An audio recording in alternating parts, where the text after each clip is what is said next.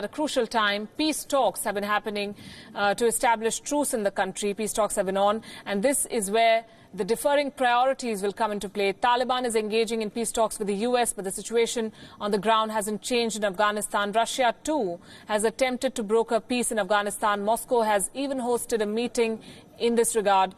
India participated in that meeting at a non-official level, but New Delhi has so far not said anything concrete on the engagement with the Taliban. Afghanistan is a valued neighbor of India, of course. India has several developmental projects in the country, so the meeting and tomorrow's summit could be a good start. India can speak and iron out differences with Russia and China and chalk out, if talking to the Taliban, it doesn't believe in the good Taliban, bad Taliban distinction.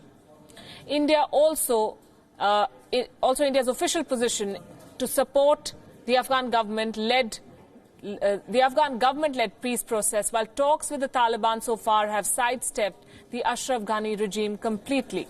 Still, India needs to find ways to maintain its presence in Afghanistan because it has to secure its own strategic and economic interests. Safeguarding Indian investments and personnel in Afghanistan is of utmost importance. India has been increasingly marginalized in the Afghan peace negotiations. While India's developmental approach to Afghanistan has earned it immense goodwill among the Afghan people, this strategy has its limitations. It even became the butt of one of Donald Trump's jokes. In January this year, he mocked Prime Minister Modi for funding a library in Afghanistan. While Trump is desperate to cut losses and run away, the fact is that India has built much more than a library, and Trump needs a lesson there. India is seeking to be a meaningful partner to Afghanistan. It is now engaging with China and Iran to find solutions. It's also talking to a range of Afghan actors, including former President Hamid Karzai, who is said to be playing a key role in the US-Taliban peace talks. So a lot happening on that front. Joining us is Vivek Karju, India's former ambassador to Afghanistan, someone who understands this region very well.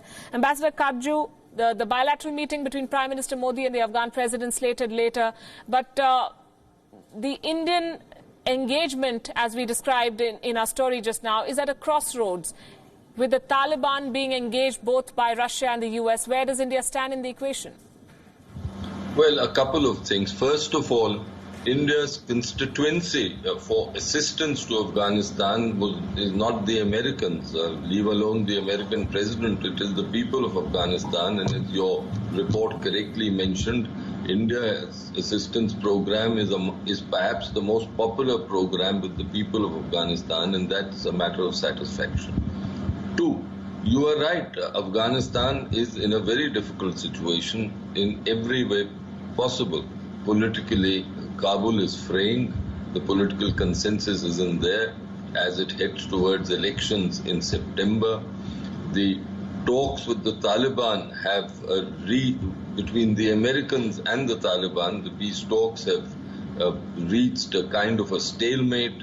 The Taliban are not budging from their basic positions, and especially relating to talking to the Kabul authorities, to the government of President Ghani and Chief Executive Abdullah, because technically it's still a national unity government.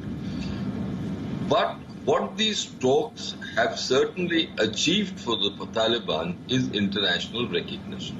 Even the Kabul authorities are desperate to talk. In such a situation, I, for one, have advocated, and I would advocate